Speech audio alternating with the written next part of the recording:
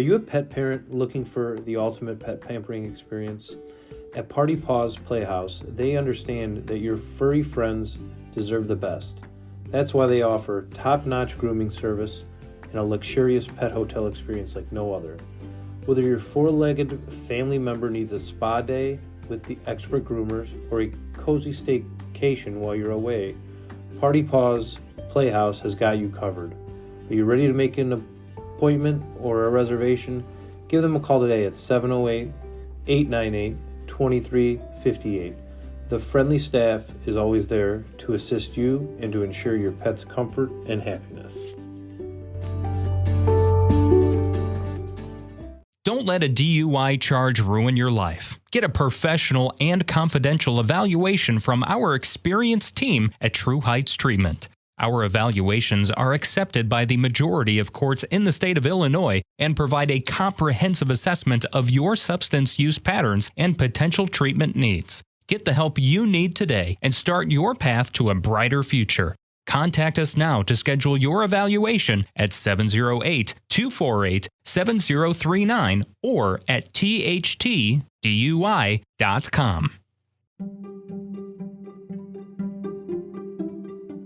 The George Brassey Podcast is made possible with funding provided from Brassey Global Strategies, LLC, a leading political consulting, public policy, government affairs, and research firm. Are you interested in running for elected office? Need advice? Call or email George, 708-769-5015. Brassey Global Strategies 1 at gmail.com.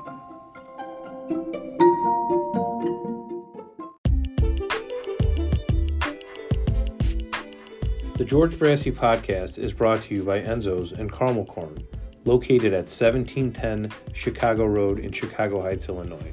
Enzo's and Caramel Corn is the go-to spot for authentic Italian beef, pizza, and the most irresistible caramel corn you'll ever taste. Whether you're in the mood to dine in and savor the cozy atmosphere, grab a quick carry-out order, or have your favorites delivered right to your door, Enzo's and Caramel Corn has got you covered. 7 days a week and open late. Call Enzo's and Caramel Corn today at 708-754-7040 or visit them at enzosbeef.com. Hey everyone, it's George. I'm so glad to welcome to the podcast Larry Luster of GR Consulting. Larry, thanks for coming on. Thanks so much, George, for having me. I really appreciate the opportunity. Larry, can you tell the audience a little bit about your background and how you developed your interest in government and politics? Sure. So I'll give you what really piqued my interest was when I was in high school. We watched a movie called Bowling for Columbine, and I was like, wow, this is really interesting, especially, being in high school and, school shootings really being an issue, something that really started to shape face. And, there were kids in high school there were a few kids in high school that committed suicide and stuff like that. So it really kind of piqued my interest. And then I was at a book fair, and in high school I was a football player. So I don't want to kind of fall into the stigma, but I really wasn't really that interested in books. But there was a book that really kind of piqued my interest by Michael Moore called Stupid White Men. And I think the headline just kind of caught my interest because I wasn't accustomed to seeing someone speak like that or have a kind of a biting headline like that. So I actually read the book cover to cover, and other than Harry Potter, it was probably the only book in high school that I read cover to cover. And I thought it was really interesting. It just dove into a lot of aspects of capitalism and how money shaped policy and how money really drove a lot of politicians. And it was something that interested me. But at the time, I was still a football player. I was getting Division I offers to play football and stuff like that. So I kind of just tucked the book away and tucked the knowledge away and kept focusing on my career.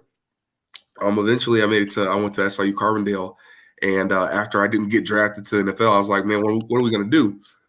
So I became a member of my fraternity, Omega Psi Phi Fraternity Incorporated, and shortly thereafter, I became the president, the boss list of my fraternity. And on our campus, our fraternity wasn't really seen in a good light. We, a couple people got arrested, or grades weren't great and stuff like that. So one of our nationally mandated programs is voter registration. So I figured we need to just get back to the basics and let's just do voter registration. So I led an effort with my fraternity brothers to register about 3,000 students to vote. And then we ended up accidentally flipping 3 or 4 county board seats from Republican to Democrat, and just had some really good results. And people were like, "What happened? Like, where did this come from?" And it all pointed back to me. So from there, it led to an internship with the American Federation of State County Municipal Employees, AFSCME, and I got a chance to go to Springfield. I'm from Springfield originally, but I got to go back to Springfield, and I always see and be around the Capitol, but didn't understand what was going on. I know laws were being created, Schoolhouse Rock, 30,000 square foot. I knew laws were being created, but I really didn't know what was going on. So I got that internship.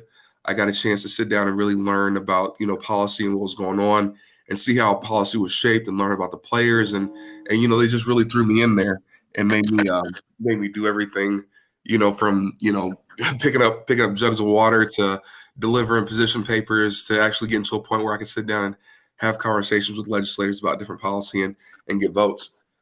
After AFSCME, I went and interned at Planned Parenthood as their election intern, which was a really great experience. I got to learn a lot about the women's rights movement, reproductive health care, women's health care in general, and just kind of see what it was all about. I went to Catholic high school, and my dad's a minister, so it went against the grain, but I really wanted it was an opportunity to learn. It was a free internship, and I just wanted to get some more experience and learn more. From there, I went to work for the Illinois Senate Democrats on communication staff, where I wrote press releases, speeches, talking points, and I did like a lot of community outreach for my members, helping them organize events and stuff like that, social media, kind of everything that falls into public relations. And while I was on staff, I also worked on several campaigns for Gary Forby down in Southern Illinois. I worked on 2 of his campaigns. I worked for Mike Jacobs in the Quad Cities. I did, just basic volunteer work, knocking on doors and stuff for other elected officials, and worked for Napoleon Harris on his Senate race. And did that for about 6 years, going back and forth between campaigns and staff. And then I had the opportunity, when I was on staff, I worked a lot specifically with the Black Caucus, helping them get their message out, making sure that, when there was an issue that arose that would affect Black communities, I worked with them to get their message out and do different things from a policy standpoint to make sure that Black communities were protected. That led to a job as the executive director of the Illinois Legislative Black Caucus Foundation, which was a fantastic experience. I raised a lot of money. It was my first opportunity really doing fundraising for the organization. Raised a couple $1 million for them. I started a fellowship program, an internship program, and really it was a really good opportunity to build relationships with members, build relationships with Black communities all across the state. And just, I see all these steps as just a learning and development opportunity, which it was.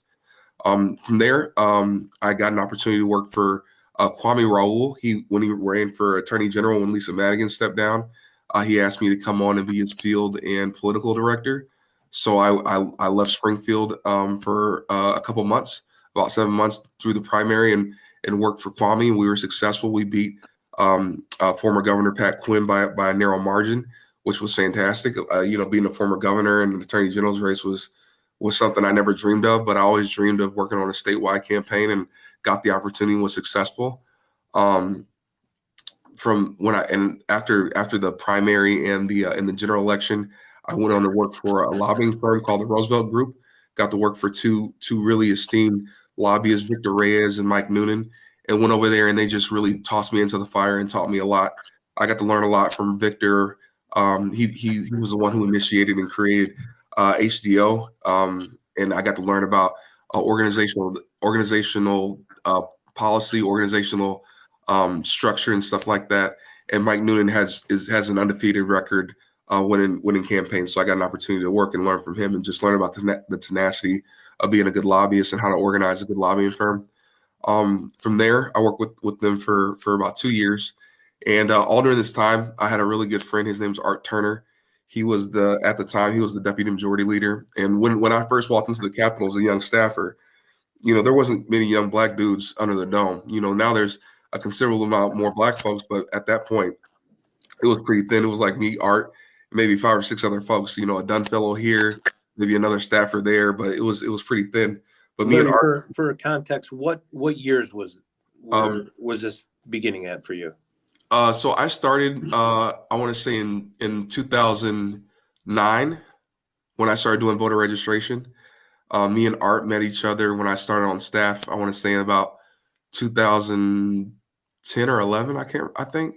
And then I got to work for Kwame, or I started with the Black Caucus Foundation in 2016. Went with Kwame in 2018, 2017, into 2017. And then I went to the Roosevelt Group. The story about going to the Roosevelt Group was crazy. It was actually inauguration night, and it was funny. I went to inauguration. I accepted a job to the Roosevelt Group, and shortly thereafter, my wife went into labor. So it was a wild little sequence throughout the course of the day. But that was in 2019, and then when me and Art came together and started our lobbying firm, that was in 2020. So it was 2018 with the Roosevelt Group, 2020 me and Art. So like I was saying, me and Art, we met back in 2010 or 2011, I believe, and we just kind of clicked up instantly because we were both, you know, two young Black dudes, and we just, hey, what are you doing? What are you doing? You know, we just hung out, you know, and then that led to, and so we were friends all throughout this time. When he decided to retire, I approached Art. I said, hey, Art, you know, me and you should come together. You know, I had this experience with the Senate, this experience on campaigns. You're the deputy majority leader. We should come together and start our own lobbying firm. So we started GR Consulting. So GR Consulting, it really comes from my license plates that was handed down from my dad. My license plates say God is real. So we just took the God and the real and took out the I, obviously, and just started GR Consulting, which means God is real consulting, because it's really a miracle of God for me and Art to come together and be able to walk in the pathway of so many people who laid the way and start our own lobbying firm, which has been, you know, reasonably successful. We've had an opportunity to represent, to work on campaigns. We were the campaign manager for Kwame. We worked on Alexi Giannoulias, the Secretary of State's campaign. We worked on Senator Dick Durbin's campaign. We worked for companies such as Lyft, Molina. We worked for organizations, associations like the Illinois Credit Union Association, Illinois Primary Healthcare Association. We work for national nonprofits. We work for Everytown for Gun Safety, University of Illinois. You know, there's quite a list of folks that we've had the opportunity to work for. Enterprise is another client that we picked up early. So we've had a really good opportunity to work for a lot of folks and just continue to try to do good work for them and bolster their issues in front of the General Assembly. And that's kind of where I stand today. Larry, what do you think people misunderstand about the lobbying profession? I think people think that it's easy. You know, I think people think that we just go golf and stuff like that. You know, and Victor, he broke it down for me and said that there's 3 types of lobbyists. He said that there's messengers, that's people that just kind of go back and forth between the principal and the legislator and give messages. There's really smart people who are like subject matter experts who just, you know, are just policy wonks and understand the issue through and through. And there's influencers. There's people who understand the entire mosaic of the political landscape and can work with community groups. They can work with elected officials to kind of shape the landscape of different policies, to take things that at one point wouldn't move and get them to a point where they will move now, because they're able to use all these different groups to elevate an issue, to make it the issue, and make it, get it to a point where you have to make a decision left or right on which way we're going to go with this issue. And I think in order to become that type of lobbyist, you know, it requires a lot. You know, you got to work with folks so you can raise money. You have to be on the ground, someone who can put together an organization so you can help legislators with petitions and other outreach opportunities. And you have to be versed in the issues that you worked on. And you also just have to be a dynamic campaign leader. You know, if you've ever managed a campaign before, you can manage all the processes, the communication, where the money's coming from, which folks to hire, so you can elevate this issue and make it real. So I think, you know, a lot of people think it's just, you know, golf and flights and, you know, we're going on vacation and we're going to entertain. And, you know, all that stuff's part of it, but there's a lot of work. There's a lot of reading. There's a lot of understanding. There's a lot of trial and error that goes into that too. And you spend a lot of time away from your family and your friends, and you have to make a lot of sacrifices for things that you want to do versus what you have to do. So I think that's a common misconception. I think another one is that like we're all corrupt, and we're not. There's been a few examples of people who've done bad things, but I'd say generally, everybody is above board. Everybody wants to do the right thing. Nobody wants to go to jail. Nobody wants to pay off, elected officials or anything like that. And generally, people want to do the right thing. And I think another common misconception that people have is people don't understand the business of politics, because politics, as much as it is, something that shapes people's lives, there's also a business aspect, because there's a lot of businesses that policy affects, whether it be hospital assessments, and that determines which hospital gets public funds so they can serve the public. Because if we say that healthcare is a right, then that right comes with a cost. Everything that we do comes with a cost. So when there's a cost, that means it involves business. So I don't think people necessarily understand all the aspects of the business of politics. And when you delve into the business of politics, people automatically think corruption because there's money involved, and that's not the case. There's just a business aspect of how these different policies are going to affect these businesses. So that's that effect. That's that therein is the business of politics. Larry, when you think about those three different types of lobbyists, which do you feel is the most effective? The influencer, for sure. I mean, if you can create a campaign to elevate an issue, like there's smart people, and those smart people are going to provide information and talking points to shape the message. There's people who are going to go back and deliver the message. But if you can be an effective campaign manager, then you can manage all aspects of creating this message, creating a groundswell of support, or a support for or against a particular issue. Then those are the folks that are really effective and can really shape policy in a real way for their clients or for the community at large. Larry, what are two books that you would recommend to the audience that have been important to you as a person, and why? One book that I kind of read reoccurringly is, or I skim my cliff notes or my highlighted portions in it, is The 48 Laws of Power. Like understanding power structures, understanding how not to offend people and to navigate relationships is really, really important. And another book that I read that was really good is Fire on the Prairie. It's about Harold Washington's first. It's like Harold Washington's biography to an extent. It talks about his races, coming from being a state rep and then becoming the first Black mayor of Chicago. I think it's a really powerful book. But also the 48 Laws of Power was really, really powerful. Just understanding power dynamics. It's really important when you walk into a space where there's power all around you, and you don't want to offend people, but you want to navigate things the right way. There's an element of manipulation, but it doesn't have to be manipulative if you're operating above board and doing the right thing, which is something I always make sure that I'm doing. But I don't manipulate. I just use the tools that are in front of me to kind of shape the world or the political landscape of the message that I want to see. So I'd say those are two books that have been really helpful for me. Larry, where can the audience find you on the internet if they wanted to possibly retain GR Consulting or wanted to talk to you about some issues that are facing them? Sure. So we're on LinkedIn, just Larry Luster is an easy way to find me on LinkedIn. And our firm's on LinkedIn too, GR Consulting. You can also find me personally on Facebook and Instagram. My Facebook is just obviously Larry Luster II.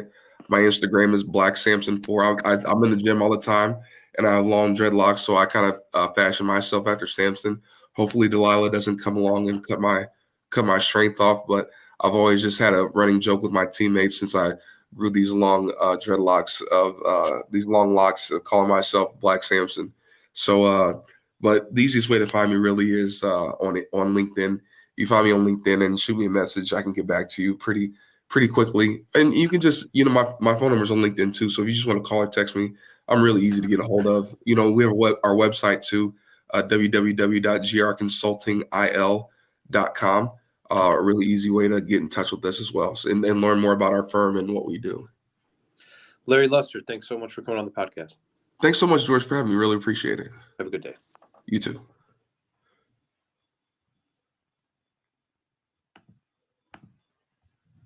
Begin to transform your life and work towards inner peace with expert psychotherapy. At True Heights Treatment, our experienced therapists provide personalized, compassionate care to help you overcome life's challenges and reach your goals. Whether you're struggling with depression, anxiety, relationship issues, or other mental health concerns, our team is here to support you. With a warm and welcoming in-person and virtual office atmosphere and a commitment to person-centered and evidence-based treatments, we are dedicated to helping you address your life's challenges. Contact us now to schedule your first session at 708-248-7039 or online at trueheightstx.com. Book your appointment today and start your journey towards a happier, healthier life.